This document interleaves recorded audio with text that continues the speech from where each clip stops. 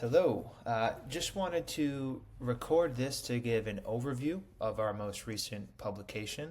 I have some supplemental videos that I can share of some of the drills and give some more insights into how we actually process the Encore data, as well as just highlight the main findings more clearly, from my opinion, and in coach speak, as opposed to just academic speak, and really just highlight some of the strengths and limitations, again, from my opinion, that didn't fit into a formal manuscript. I guess just before diving in, want to again thank all of the co-authors for making this possible. I think 10 is a lot of authors, but in reality, this paper could have had easily close to 20 with the amount of people that had a hand in it. But without further ado, I'll just try to cover the intro and the background very topically. The reason why we even tried to do this paper, let me X out of this, was because we know that a basketball player's ability to execute certain high intensity actions like accelerating and decelerating has both offensive and defensive implications. And because of this, practitioners are constantly looking for the most effective methods to assess, develop, and then ultimately transfer performance in these qualities to on court. And so because of that, if we double click into each of those, assess and develop, on the assessment front, with the proliferation of force plates over the past decades, there's been some research that has shown that kinetics from some of these practical counter movement jump assessments may be able to differentiate performance in some of these key high intensity actions like accelerating and decelerating. And so while there is a growing body of research on the assessment front, and these kinetic outputs may be able to differentiate some of these key high intensity actions required in sport, what's currently unclear is if you improve these kinetic outputs after a training intervention, if your force plates, braking kinetics, and your propulsive kinetics increase by 10% or 20%, how much of those gains are actually realized in on-court performance. And so that's where this transfer component came into our project. And so that was kind of the rationale for it, and sort of the key component that we tried to address. And when we get into the main findings later, from my opinion, there's sort of like two key aspects of this paper that we can sort of might be relevant for practitioners. One is the actual results from the training interventions impact on counter movement jump kinetics and deceleration performance in the lab. I think that's practical for practitioners who have short training blocks with their athletes. But from my opinion, what's more novel, and this is just a preliminary study, is the way we try to really segment these on-court drills to monitor this transfer effect. That's where I think the more novelty component comes in. And just to touch on that very briefly, nowadays with everyone being very comfortable with force plate kinetics, I'm sure many people have seen a force time curve of an individual counter movement jump, and you can segment this into the braking phase and the propulsive phase, and then you can look at braking kinetics and propulsive kinetics. We wanted to take that same approach to monitoring on-court performance. Historically, ever since the proliferation of all these GPS systems, everyone's monitoring these full game averages, the total distance and the total amount of high intensity accelerations and high intensity decelerations. But the literature has also been sort of narrowing in on the fact that these full game averages might not provide a lot of signal, and that the most demanding minutes are potentially giving more insights into demanding aspects of the game than the total game averages. And the approach we wanted to take is, we're aware that even within the most demanding minute of the game, there are multiple, potentially, dozens of individual high intensity actions that could make that up. So our approach is we wanted to analyze a single high intensity action, and we wanted to be able to break that apart the same way you do with a counter movement jump force time curve to see in a tactically relevant scenario when an athlete is maximally accelerating and decelerating on court, can we automatically tag and segment that and be able to get actual metrics like peak acceleration, peak velocity, peak deceleration, and average deceleration, and see if that approach is sensitive enough to pick up changes over time. If athletes get stronger from a resistance training intervention and we see certain gains in the counter jump and a deceleration performance assessment, would that be able to transfer to this, highly segmented approach on court? So that's kind of the high level overview of what we were really trying to do here. And now I can maybe go through section by section of how we put this project together. The participants for this, we had 2 collegiate basketball teams. They were NAIA men's and women's. And so in total, we had 24 athletes. And while I get excited about this project, and I think the methods are promising from a strength of the quality of evidence, you just have to lead with that 24 athletes, and we were not able to do an a priori power analysis, so just have to lead with that this is an underpowered investigation that is common in sport. But because of that, what matters most to us is, one, yes, it's underpowered, but this is the conditions on the ground. This is what collegiate basketball coaches have to deal with, so we felt it was still practically relevant. And what matters most to us is just the transparency. So we really wanted to present the data from this as clearly, as openly as possible. We uploaded the statistical code and the actual raw data as well. And because of the low sample and the underpowered component of the study, we supplemented traditional p-values with additional metrics, including the standard error measurement, the minimal detectable change, 95% confidence intervals, and within group effect sizes. And for us to be able to have confidence in that we were detecting a true effect, we created these thresholds that the delta change after training had to be greater than the minimal detectable change.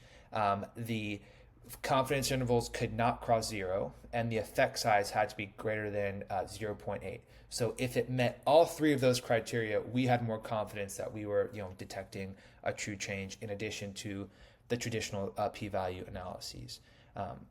When it comes to the assessments, or maybe I'll just take a quick step back, how I opened up with the rationale, what this specific study was looking at was the transfer of laboratory testing to on-court performance between 2 different strength training interventions. So we had a strength-only group and we had a strength and plyometric group. And we wanted to see the strength-only group was essentially our positive control group. And so after 6 weeks of training, they both trained 2 times per week. I can go over the training intervention later. We wanted to see, as our hypothesis was that the strength and plyometric group would show greater adaptations in the laboratory assessments, which I'll dive into right now, and the on-court assessments. And we wanted to see if the strength and plyometric group demonstrated greater adaptations from the addition of plyometrics in addition to just strength training. Would we see greater results in braking kinetics? Would we see greater results in acceleration, deceleration performance in a lab?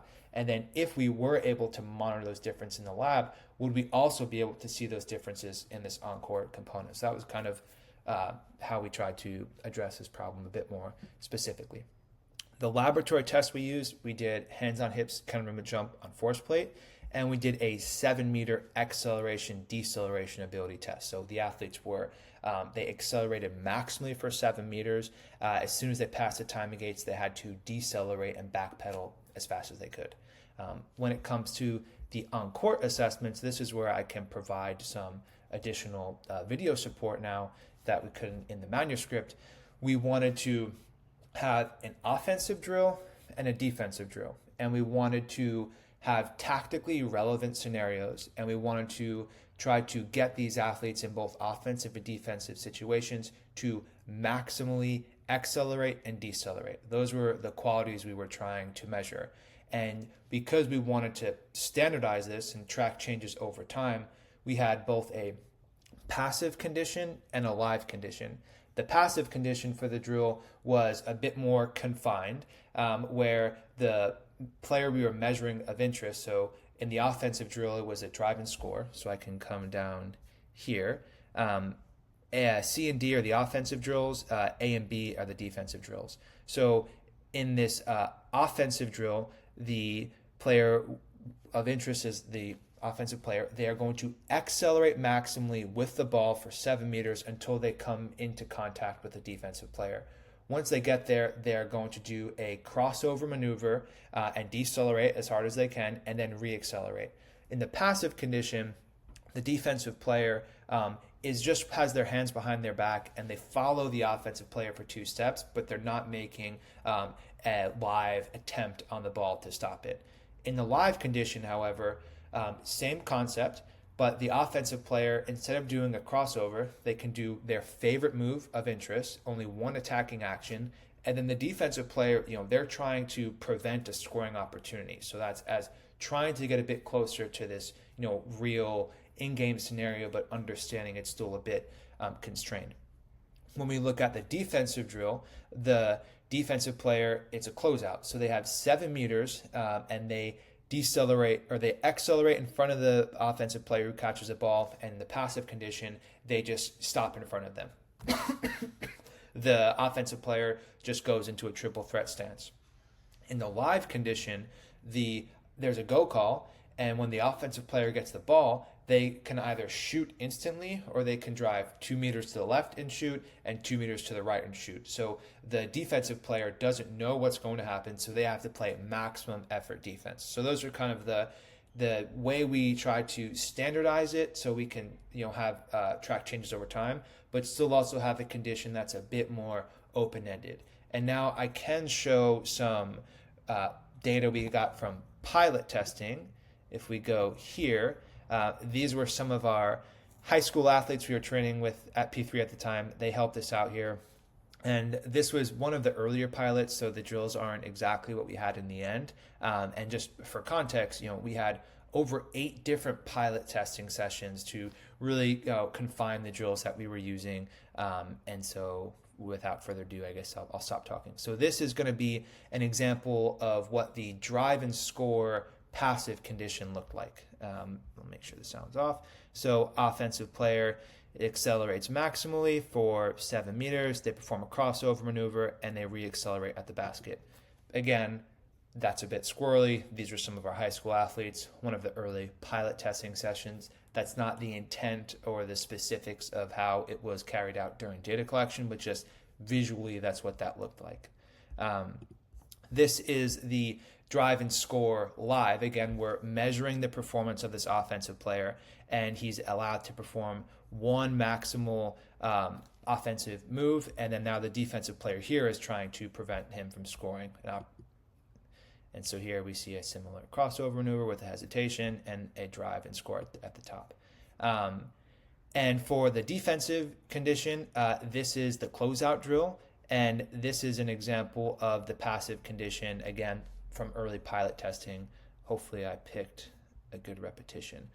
So on a go call, the athlete is going to accelerate and then decelerate as fast as they can in front of the player. And then this offensive player here, he was just, supposed to be initiating a triple threat stance. Again, this is some early pilot data, so that's why that was a bit more lackadaisical. When we go into the live condition again, now this offensive player can either shoot instantly, drive 2 meters to the left, or drive 2 meters to the right and take another shot. And so this, again, is just supposed to maybe get a little more effort out of the defensive player, and also adding in a reactive component to this as well. So offensive player catches the ball, defensive player, supposed to react to it and accelerate. So those were some of the drills. And I can go through some of the processing techniques. I guess maybe I'll just do that now. Because I mentioned we were trying to, emulate the same metrics that you would get from a counter jump force time curve. And again, this was also from pilot data, but you can see we have an example repetition here, and then you can see the acceleration time curve and the velocity time curve. And these were some of the metrics that we were looking at from early pilot testing. But one thing of note is you can see we have some of these flat markers during some of these high intensity actions. And one of the things we realized early on was that the system we were using, Connexon, they apply a filter to their traditional exported data to try to reduce noise when you're just capturing normal practice or normal game data. But for our sense, we were almost interested in these outliers. We were interested in these maximal outputs. So we had to end up exporting the raw data and applying our own filter, which is something that a part of this project we're going to try to sort of make open source. And even this software here that my friend Tanuj, aka the Wizard, put together, this is what we're going to try to make open source as well, where practitioners can upload their actual video data, and then we can identify initiations of high intensity actions and automatically segment 3 seconds before, 3 seconds after the action, and create these time curves. And then you can tag what the drill is, whether it was a good repetition or not, and then decide to store the data. So that's something we'd like to get to. But I just conceptually wanted to show where the data came from. Okay, so that's the drills and some of the metrics that we were collecting from it. These are some of our key findings that I can maybe come back to towards the end. But before we do that, this is the rep-to-rep reliability of all the dependent variables we reported on. And just of note, we see for the counter movement jump, all of the metrics had CVs of less than 10 and ICCs of greater than 0.7, besides our rate of force development metrics, which is in line with previous literature that these are a bit noisier rep to rep. But because we had these thresholds of detectable changes needing to be greater than the minimal detectable change, we sort of account for this poor rep to rep reliability when we're interpreting our findings. So we try to factor that in. The criteria for a successful rep for the ADA was pretty high. So because of that, of the reps that were ultimately eligible, we did end up seeing good rep-to-rep reliability there. And for our on-court methods, we see that our average velocities are pretty good rep-to-rep, but some of our average deceleration is pretty good rep-to-rep. But some of our peak accelerations, we see ICCs of less than 7. So this is definitely something to keep in mind if you adapt this moving forward. Certain drills are going to be more consistent both from the LPS systems themselves, sometimes aren't reliable when detecting these very high intensity actions, but then also rep to rep, especially when you go from passive into live conditions, the execution of these drills might not be that consistent. So you do need a bit of a higher barrier for detecting true changes here because there is a bit more noise in the system for now. Again, this was just a preliminary approach here. I hope as a field we can expand. For our statistical approach here, maybe I'll try not to bore anyone, but again, we had robust interpretive thresholds for detecting true changes, and we also highlighted or looked at rep-to-rep reliability through a couple of different metrics, again, with the ultimate goal of being transparent here. We also, how long does this section go? Is it down here too? Yeah. We also, we did a mixed model analysis to try to, sorry, I'm moving all over the place here. Let me just stop here for a second. We did a mixed model analysis. It's more of a robust ANOVA for detecting group changes over time, and it handles missing data a little bit better. And we wanted to see both if you collapse the factor of group, if there's maybe a time effect. Did we see actual changes from pre to post? Again, when you collapse group, but then also group by time interaction. Did one group respond better than another at a specific time point? So that's what we tried to do with the mixed model. But we also did a stepwise regression. And the stepwise regression, we had two key aims for. We wanted to see, could changes in any laboratory metric in these counter movement jump kinetics and this deceleration performance explain any of the variance in some of these on-court outcomes? And if so, which metrics might be valuable for practitioners to monitor? Second, we also included group as a potential predictor here. And we wanted to see if group would be a significant predictor for explaining any of the variance in these encore outcomes, because that would give us more confidence that our segmentation approach is sensitive enough in if it's able to pick up the different adaptations between these two different training interventions. So that was kind of why we did that regression analysis. Again, can changes in lab metrics explain a proportion of any of the variance in on-court metrics? And then two, would group enter the model as a significant predictor?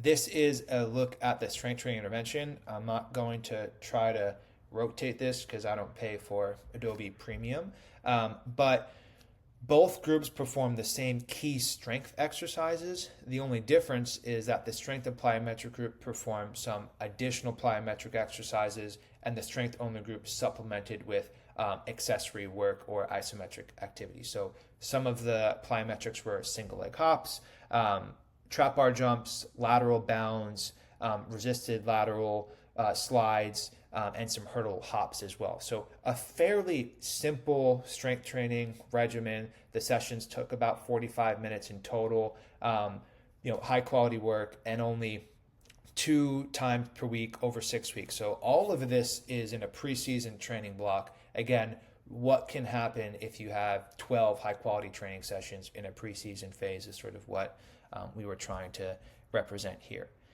So diving into some of the results here, when we look at our laboratory results, we see we had several time effects for the counter movement jump kinetics, everything besides jump height.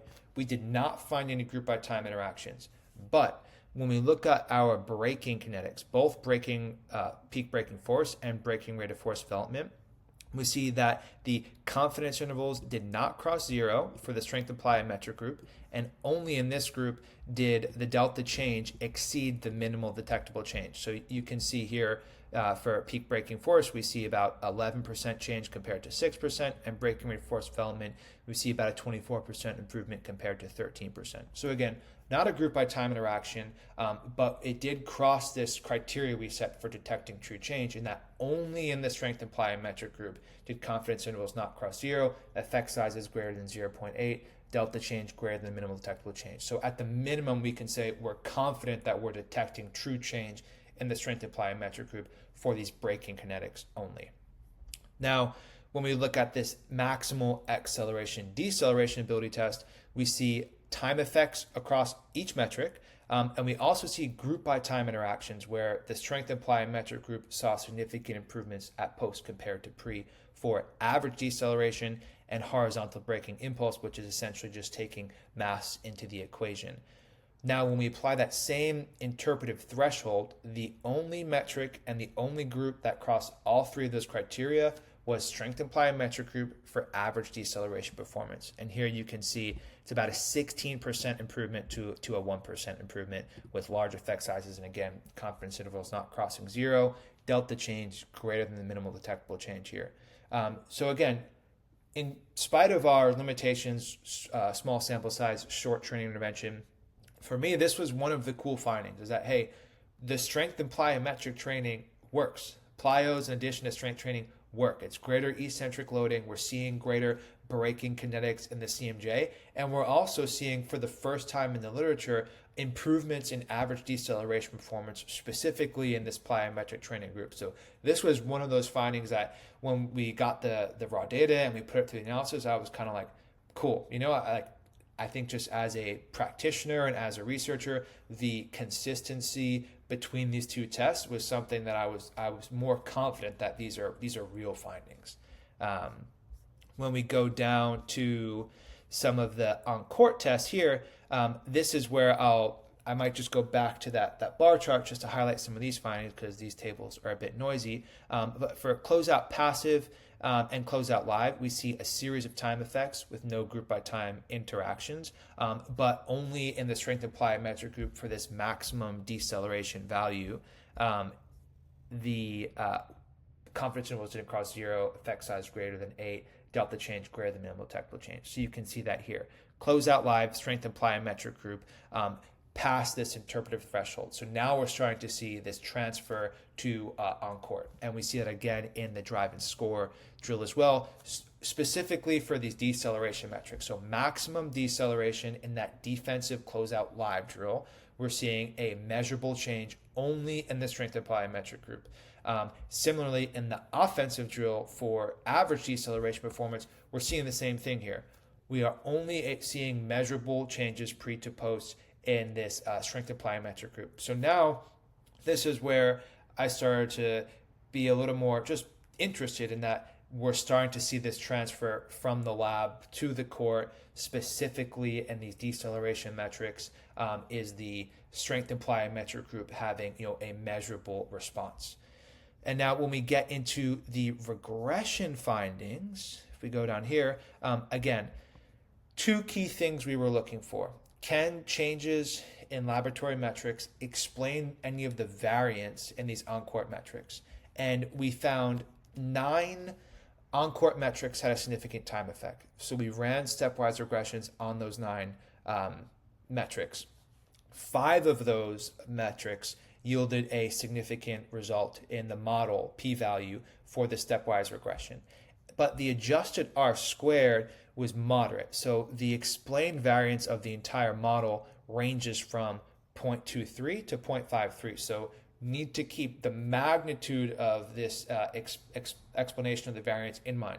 We're not saying that the changes in these lab metrics can predict the changes in on-court performance to 80, 90, or 100%. This is moderate ability to explain changes here.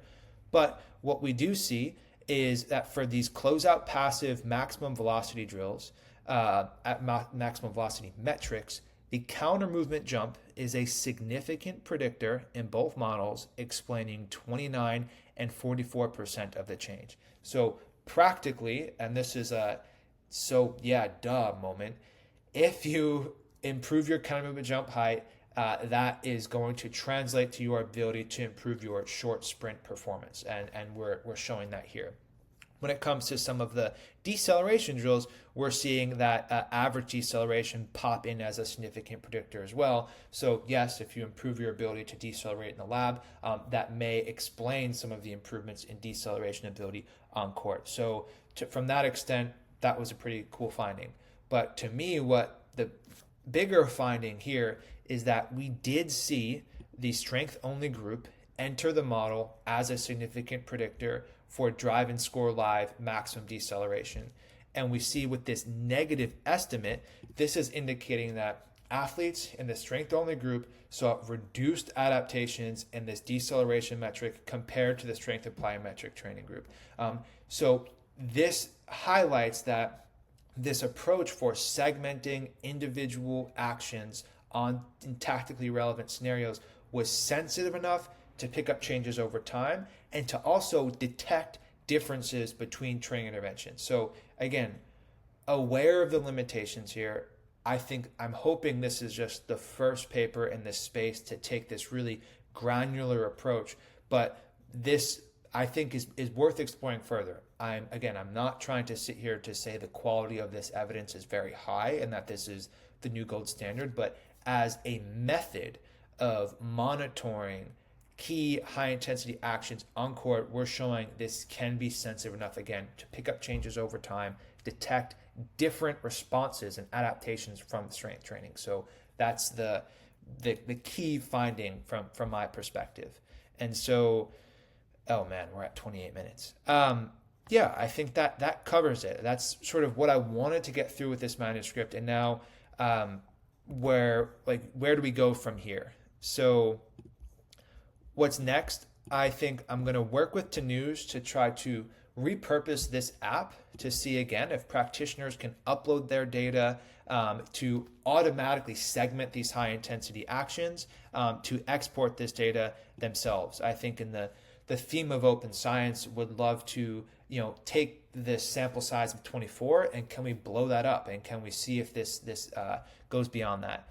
And then I think how can you apply this data? I think if you can have your team coach do the same 1, 2, or 3 drills at the start of every session. This can be like serve as an index assessment, because ultimately you're measuring performance where it matters most. You're measuring your athlete's ability to accelerate and decelerate on court, which is what matters most, even though we all like force plate kinetics and getting stronger in the gym. So can this be a way to automatically detect changes over times? And can you cross-reference this data with your other signals? Can you cross-reference this with your readiness data, your survey data, your HRV, and your force plate data to help you connect the dots a little bit on an athlete's readiness, either on a day-to-day or longitudinal trends?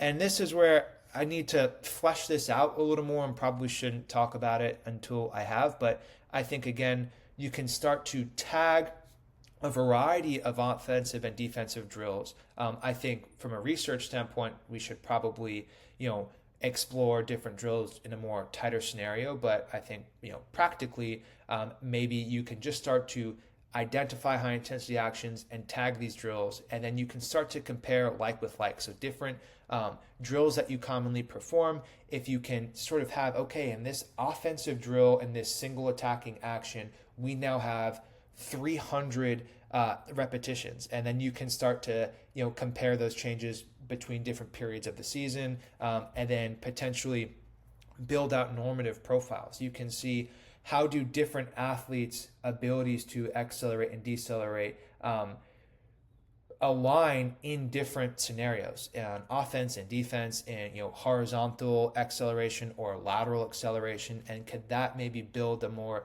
a profile for you of a different way to view your athlete's performance? And that might give you more indication, especially if you have video footage, if an athlete's lacking either technical proficiency, if their actions, if the engine is there and they can, you're seeing that data, but they're not getting into the positions or being effective in these positions, that might give you some indication that they need more technique to work on. Or if technique looks fine, but you're like, hey, this athlete, their actual acceleration or deceleration values, they're in the bottom, 50 or 40th percentile for our team, that might be able to help you be more targeted in a specific plane and in a specific quality that the athlete may lack.